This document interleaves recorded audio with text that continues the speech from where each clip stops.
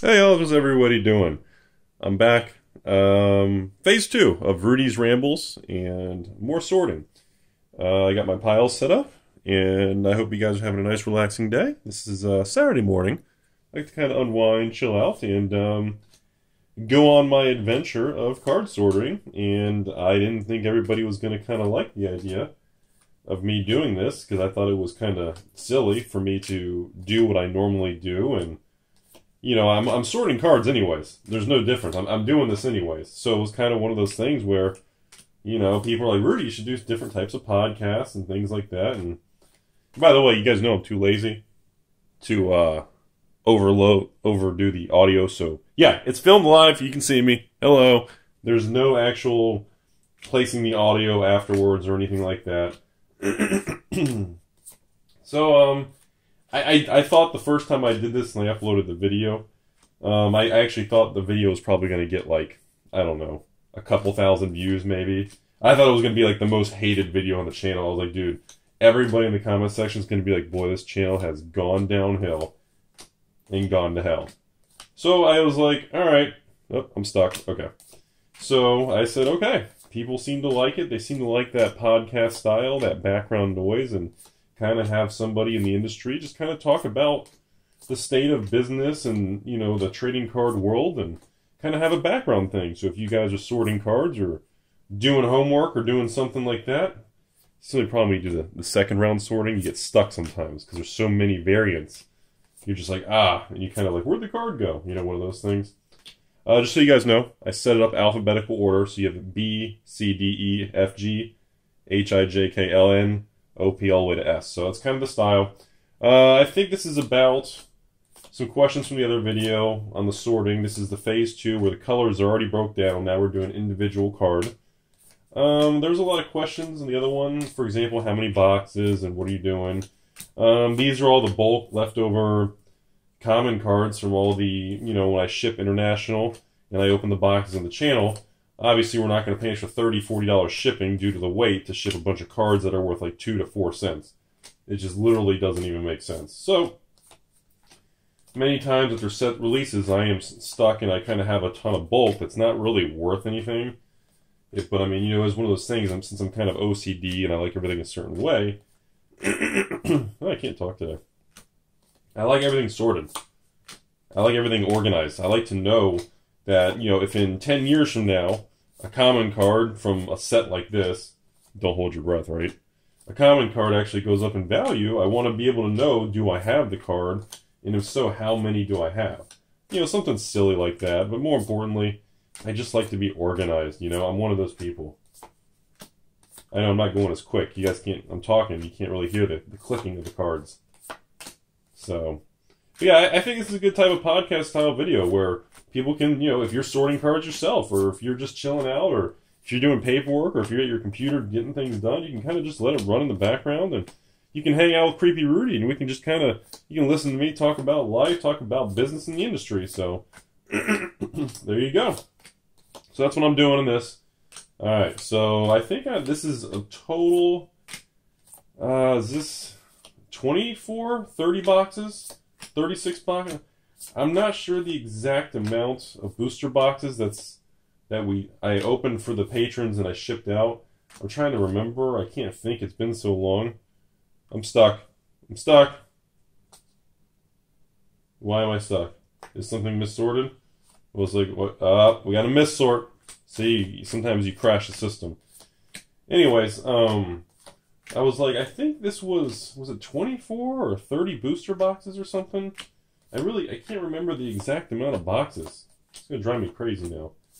Anyways, so, until I come up with a better system to be able to get, magic product overseas and make a video, and, it's kind of difficult for me to, I can't really get the common cards to a lot of those international patrons, so unfortunately no way around it, especially with raising shipping costs. Which brings me to the first topic of the discussion here. Sometimes I think about, if eBay, the post office, and if everybody keeps raising costs or raising fees, what would that do long term? And there's always two sides of an argument like this.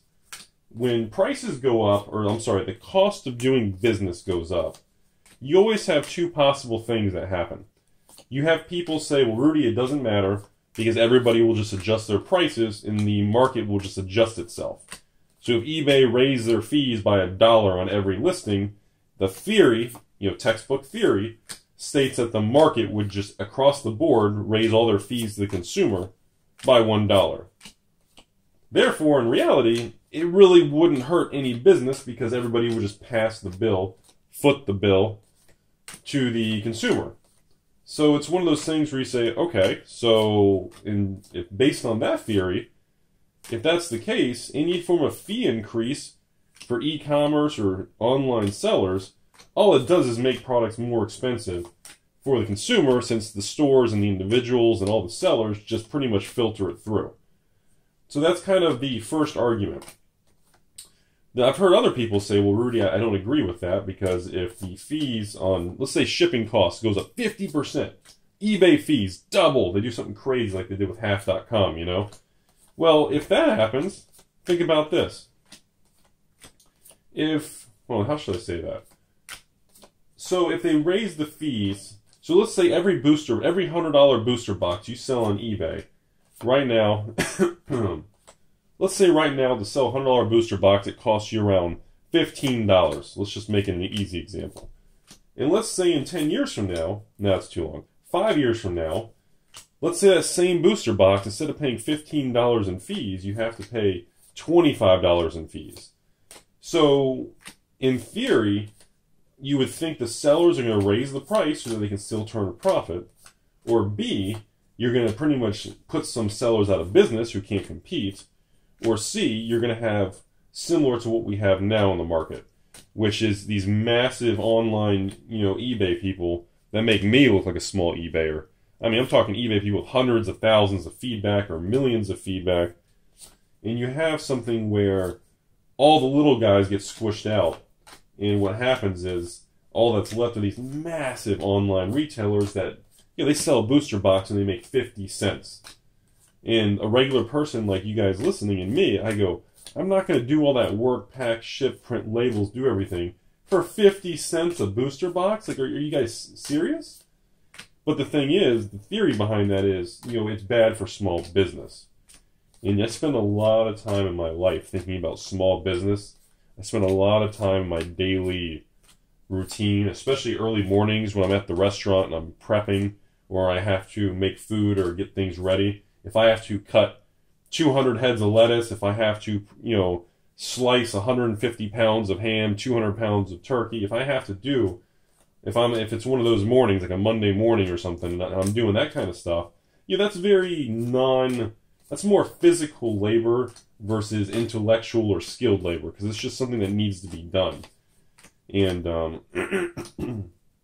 so I stop and I'm like, okay, while I'm doing that stuff, I usually play YouTube and I listen to other people's magic channels and I kind of browse around and let the old YouTube run. And then, of course, other times I'm reading articles or hitting news things online or, and then other times I play music and I chill out and I think about it. I go, okay, what is the real effect of that? So does that mean as the time goes on, consumers' products just naturally get more expensive? Is that like a natural driver of inflation that just gets passed on to the little guy? And so when you're making $8, $10, $15 an hour, all you're doing is just getting chipped away?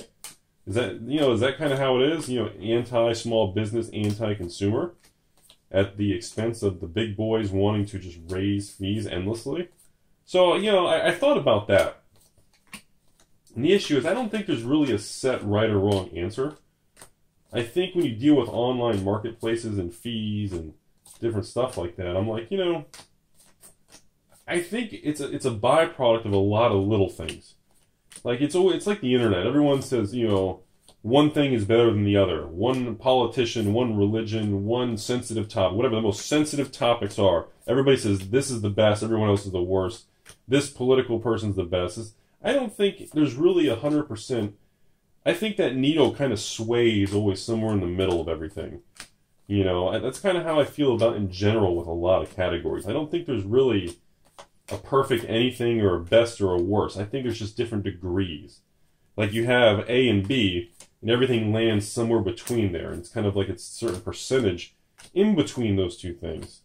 And I'm like, And I kind of feel that selling online and online fee models and structures like the TCG players, the eBay, and Amazon. Don't get me started. I'm not really a big fan of Amazon, guys, so I'm going to forewarn you.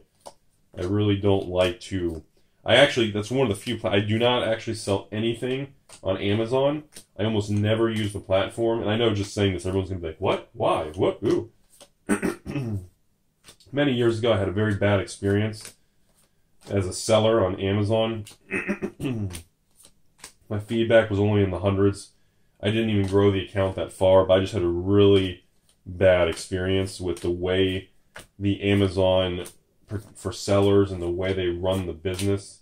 There's just, Amazon takes the extreme, like I just said, of siding with the buyer no matter what the circumstance is. I mean, it could be, the buyer could literally say, hey, you can't talk today. The buyer could literally go on Amazon, buy a booster box from you, open it up, take all the rare cards out, literally send you a message saying, hey, thanks for the booster box. I just took all 36 rares out of a booster box, and I'm going to return it because I no longer want it. They could send that to you and say, there's nothing you can do. And they could send it back, stick you with the product, and even saying that in the record with Amazon, where an employee or case mediation person, whatever you want to call it, even can see that, they will still side with the buyer. Even if it's a faulty return, if it's a scam, it's fraud. And that was, I ran into some things like that. And it wasn't just one bad example. I ran into some other things where I had people buy some products on Amazon, and they had the product past the, 90 days to return, or 45 days, or whatever it was. This was not during the holidays, just the regular middle of the year. And I think they wanted to return it. I don't remember if it was a book, if it was a video game, I don't remember what it was. They literally sent me a message. This was a buyer on Amazon. Sent me a message and actually said, thank you for your product, Rudy. I've had it for 4 months. I'm done with it now. I'm going to return it to you. And I remember replying saying, I apologize, you're done with the product. Try to be all nice and not escalate the situation. And I said, sir, you've had the product or the item or the game for 4 months. Number one, we're past the return period. Two, it doesn't really work that way. Amazon doesn't allow a return that far past when you actually bought it. And what was really funny after that is his only response was, thank you for replying, I'm going to go ahead and return it tomorrow. Completely ignored everything I said. No sense of concern. And it was very, very suspicious. It made me go, what is going on? Why was that person so, I'm going to do it anyways, and ignored everything I said? And there was no sense of, rebuttal. There was no sense of actual conversation. I found it really strange. And apparently I found out why. Apparently they returned it. They sent a return tracking. They called Amazon on the phone. They said, yeah, hi, I returned this last week. Even though it's past 3 months, I'd like my money back. And the Amazon employee manually went into the old transaction, overrode the 90-day return thing, and just forced a refund with just no case, no rebuttal, a completely just crooked system. The system, it opened my eyes to, wow, the system was, it made eBay look like a paradise. And, and I know everyone was watching, like, oh, I use Amazon all the time, Rudy, I never have problems. And I understand that, and that's cool. But for me, after I had an example like that happen, and about 5 or 10 other examples, one time, I brush it off. 2 times, gets a little suspicious. 3, 4 times, you start getting angry. 5, 6 times, now you're like, okay, this is a pattern, something's going on. It's just, they're clearly, I just don't like the rules of the platform, and I clearly just don't like the system. And that's kind of how it unfolded, I guess you guys could say. So for me, well, fast forward. Am I sorting this right? Okay. I'm not really paying attention to the cards. I want to make sure I'm not screwing anything up. So fast forward years later, this was 5, 6, 7 years ago. Fast forward years later, I've never used Amazon since. I had a falling out with them. I don't like them. I just don't use them. I just don't. And I know Amazon's the whole future of everything, but and I don't want. I feel like I'm turning this video into a bash Amazon video while I sort cards in my puny little 1-cent common table here.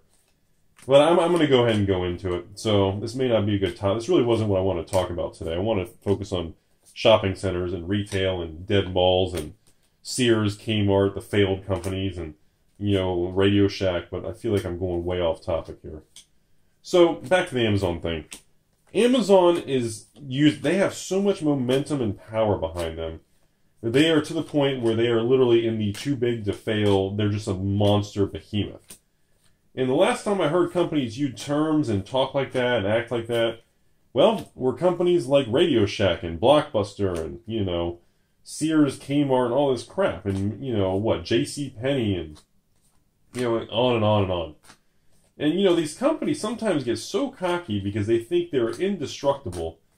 It becomes a very dangerous thing because they feel like they're at the point where they have so much money and power that there's really no way for anybody to really, I don't want to say stop them, but there's no way for anybody to tell them what to do. It's kind of like I hate to compare it to the banks in Wall Street, but it's like when JP Morgan or Bank of America, they're so massive and powerful. For example, JP Morgan, just like B of A, they cannot fail. They cannot go out of business. Period. There's nothing else to talk about. Whether you guys agree with it or not, I don't agree with it. Whether or not you like hearing stuff like that, they cannot go out of business. Period. There's no real discussion around it because if they get weak, if they run out of money, if anything happens, the government will 100% guarantee G-word on a sticker on your balls. Is anybody still watching hashtag sticker balls? I'll know in the comments. Gotta have some fun, you guys. It's Saturday morning. Live a little, right? It's good to have critical thinking. That's how I come up when I design a lot of things. You have to have thought process and really you have to decompress, unwind, and let your brain just do its thing. And I'm going off on a tangent here, but that's what allows entrepreneurs, independent people who don't work for companies like me. I don't work for anybody anymore. That's what allows people like me to think creative and really let the brain do its thing. And when you work for these large companies and they drain you all day, you get home, you can't talk, you can't think like this because you're already destroyed for the day. You're wiped out. Anyways, crap, I don't want to get off tangent. So the thing is, it's like JP Morgan, Bank of America. They can't go out of business. If they run out of money, they have to be bailed out. They will always be bailed out. And it's always been that. Now, whether or not they tell the public about it, and whether or not they disclose it and get everybody all angry, that's a different conversation. The point is, it has to be bailed out. It has to be maintained.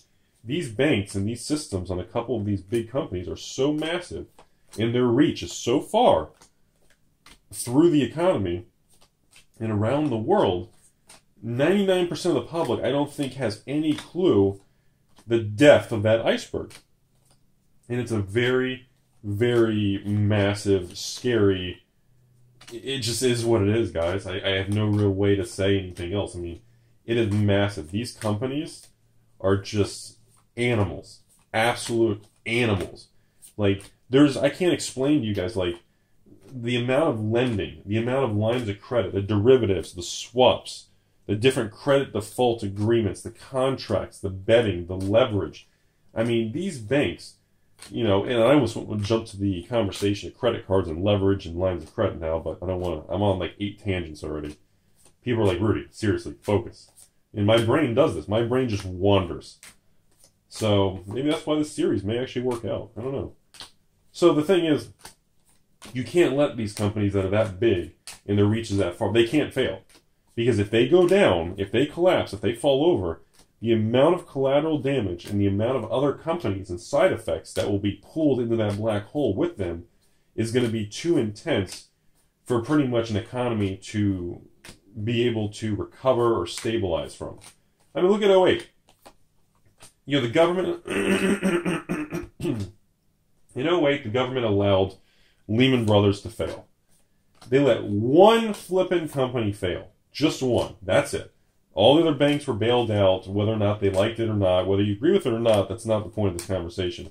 They were bailed out. They were given access to billion-dollar, trillion-dollar lines of credit funded by taxpayer money, which under the assumption and paperwork that they would have to pay back with interest, which actually most banks did, and actually, the government actually turned a pretty big profit on some of those, like the Bank of America Merrill Lynch deal, the Bear Stearns, I think Bear Stearns was what, J.P. Morgan was pushed together? Crap, I can't remember who was which now. No, Wells Fargo? I can't remember, it's been so long. So the thing is, they did, orchestrate these transactions. The government did force it to happen. They did allow, they allowed Lehman Brothers, one financial institution, to fail. And by doing that, it's almost like setting an example. They only let one company fail. And the side effects and the effect on the market was massive. The economy downturned. I'm going to put it another way. Let me put it another way. During the credit crisis of 2008, I had some friends working in a car dealership in the finance department, lending new cars, used cars. And I have other friends who work in the tech department for automotive and all that, do dealership, warranty work, different crap like that, here in Florida. And I had a call one time. This was when I was at the brokerage firm. This was at like noon. One of my friends called me and said, Rudy, what the hell is going on? This was in 2008, end of 2008, early 2009. I think this was around November, December of 2008, right after the major collapse in the financial system and the banking system ran out of liquidity and the system dried up. Run on liquidity, everything just stopped flowing. Literally, the flow of money came to a screeching halt. And I had these people call me from a dealership, and they actually told me, Rudy, I'm a freaking out, bro. What is going on? I said, what are you talking about?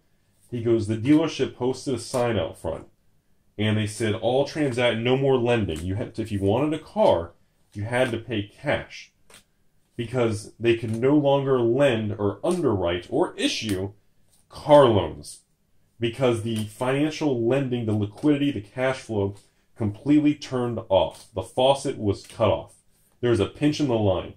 And I said, what are you talking about? You're not making sense right now. I'm busy at work. The market's tanking. We got like 400 clients on hold. It's a disaster. I got to talk to you later. He said, no, Rudy, don't hang up.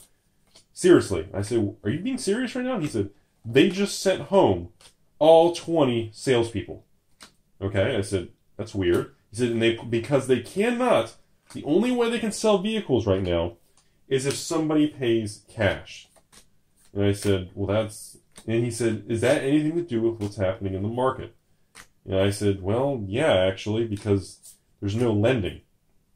You have to, and he said, well, I don't get it. Can you explain it to me in 30 seconds before you go back to work? I said, sure.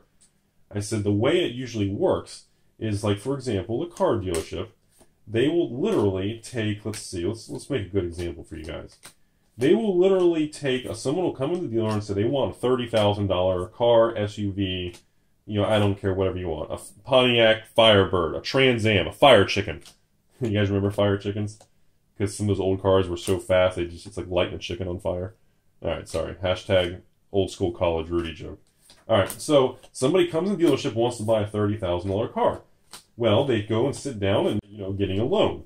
Very few people come in and pay cash. It's like 1%. So for most people come in and say, I want that $30,000 car. I'll give you $5,000 as a down payment. And now I want to finance $25,000. So the dealership says, sure, why not? Come on back here. You sit there. It takes like an hour or 2 hours. They run your information. They run your credit. They check everything. They see what lending they can do. They see what banks, based on your information, when they enter it into their little system, beep, boop, boop, boop, boop, boop, beep. The Rudy noise. And it spits back saying, one lender will lend you $25,000 at 3% interest. One lender will lend you $25,000 at 2% interest. One lender, and these multiple offers will come back to the dealership. And then the dealership picks the best one, or tries to match the person sitting out in the showroom with what they feel is the most attractive, so that person will buy the car. And this seems like pretty boring. I feel like everyone's going to be pretty bored that I'm saying something like this. This is kind of a boring conversation that I think is a lot more well-known information. Maybe. I don't know. Hopefully you guys enjoy this. So the thing is, okay, So the dealership, the sales guy comes back from the finance guys in the back room, and they all touched each other, and they're talking about the bobs and playing Tetris and everything. And I said, okay. So then, he comes back out and says, hey, Timmy, we got you this loan. The bank, we got the best offer from a financial institution, says they can give you 3% interest for 5 years with your $5,000 down payment based on your credit. Well, the problem was, when they entered that information to get the quotes, my piles are getting a little wobbly. When they entered that information to get the quotes from the finance department that got shot off to pretty much banks in Wall Street, none of those lenders could send that money. They couldn't send the loan. They couldn't send the dealership the money. They couldn't do it. Because what happened is these lending institutions, because you have to, okay, let's take a step further. What happens after you get a loan at a car dealership is they get that loan, they print it off the computer, account number, seal number, you sign the paperwork. The dealership processes that loan. The dealership gets paid that $25,000 check from the loan, so the dealership gets all the money for your vehicle when you leave. So when you leave the lot, for example, the dealership has the money for that vehicle paid in full, for example. Hashtag a little asterisk at the bottom of the video. There are always exceptions and little differences here and there, but this is the majority of transactions. So there's always going to be exceptions in how things are done, but I want to give everybody an idea. So what happened was the Wall Street financial bank lending people, since the liquidity in the market in Lehman Brothers and the lending, everything had dried up, there were no lenders willing or able to actually send that money to the dealership to underwrite and create that loan.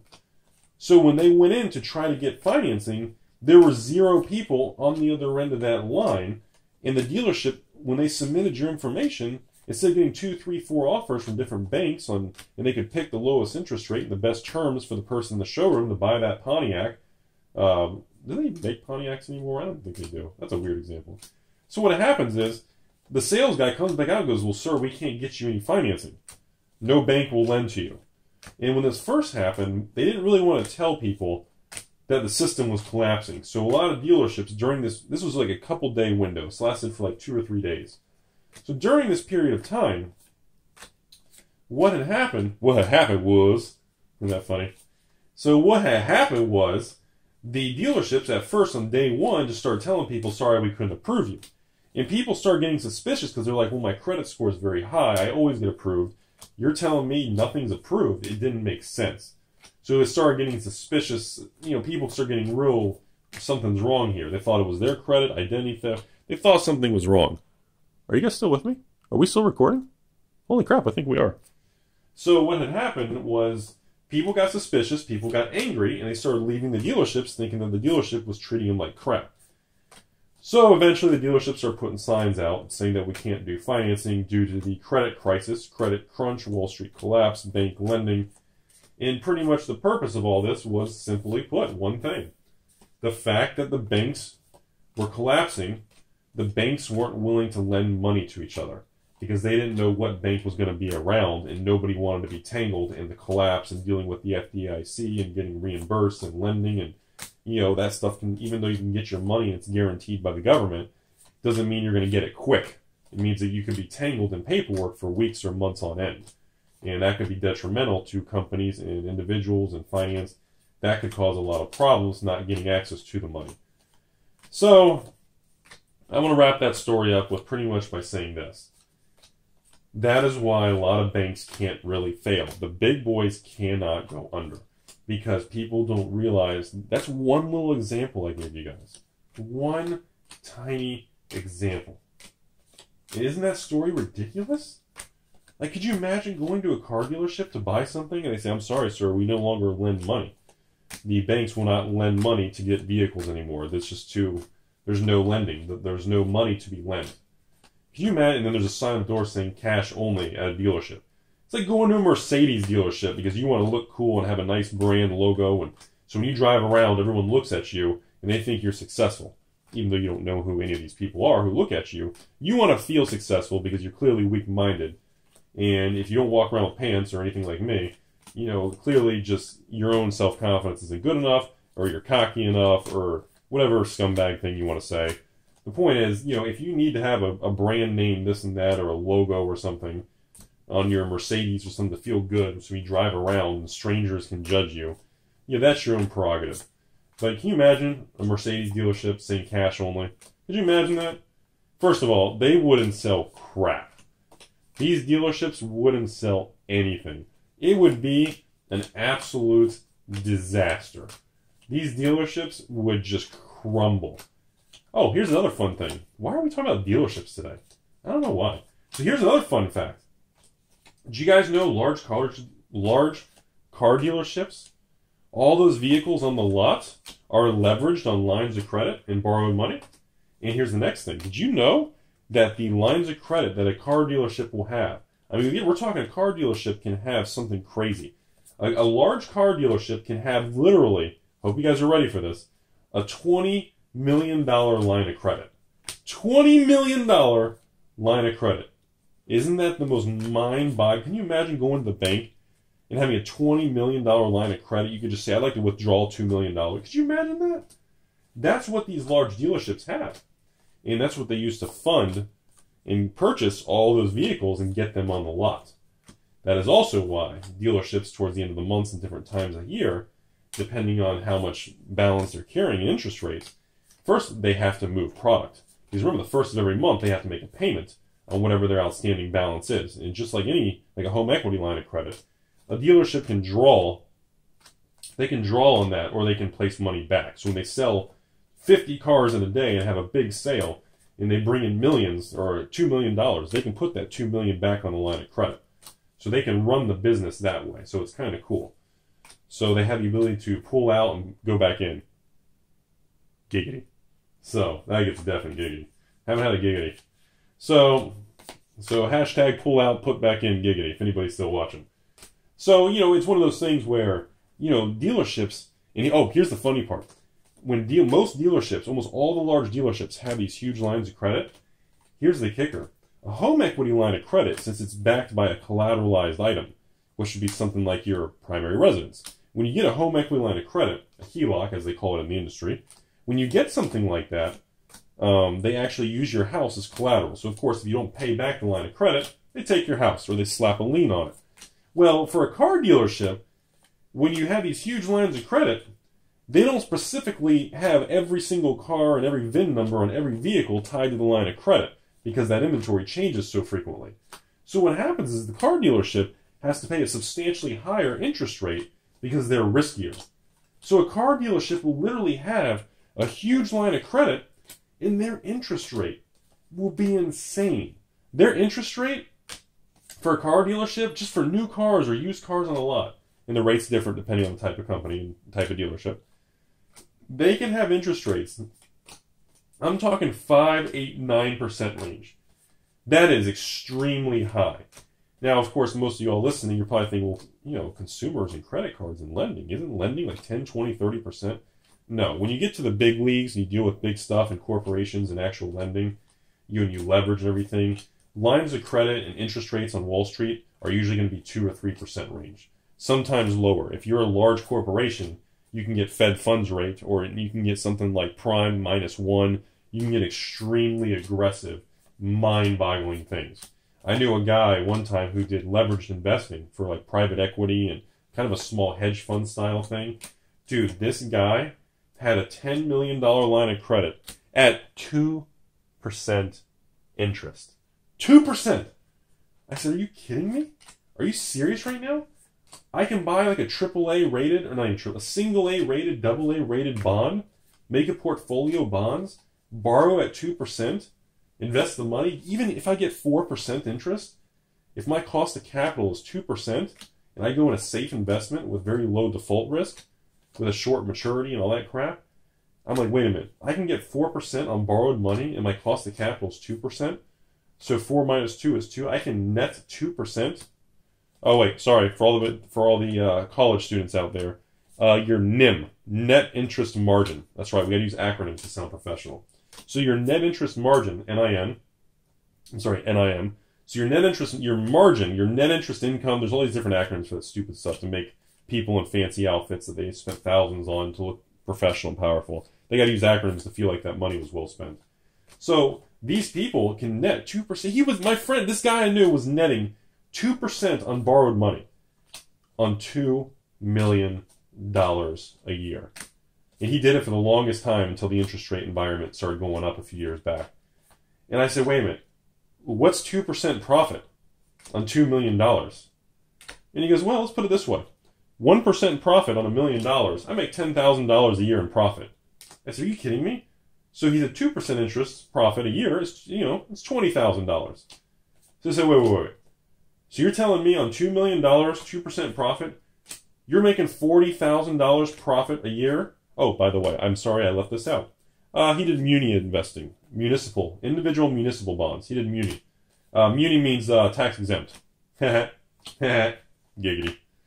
So, holy crap, are we almost done? I haven't even paid attention. So he did muni bond investing backed by individual states in the United States. So, bonds in New York, bonds in California, Wisconsin, Georgia, Florida. He would diversify and put like $100,000 in every state. And I said, oh my God, so you're making $40,000 a year, borrowing money from a bank, and then lending it back to individual government entities. Oh my God, I feel like a loser sorting 2-cent magic cards. And my brain thinks about things like that. If that's not a good topic to leave the video on, I don't know what is.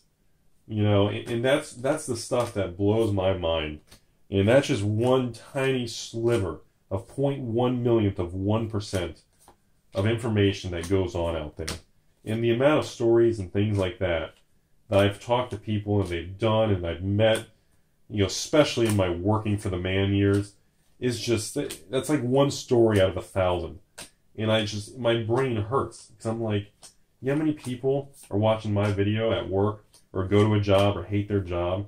And there's people out there that can borrow money, give it to somebody else, and they make $40,000 a year tax-free. That's equal to you guys making $60,000 a year on a paycheck before taxes. And you can do all that, and you can make that kind of money from just moving money around. And by the way, that's only on $2 million. Remember, there's people out there doing it with $200 million, $2 billion. So I hope you guys enjoyed this. That was a really wild, not how I expected the video to go. I thought it was going to go a lot different. I'm all done. That's it. I finished the cards. Hope you guys enjoyed it. You guys relax. Have a great day. Take care of yourself. Sometimes take a step back. Think about everything. There's a lot of stuff that goes out there and goes on in the world that nobody talks about. You guys have a fantastic day. Take care of yourselves.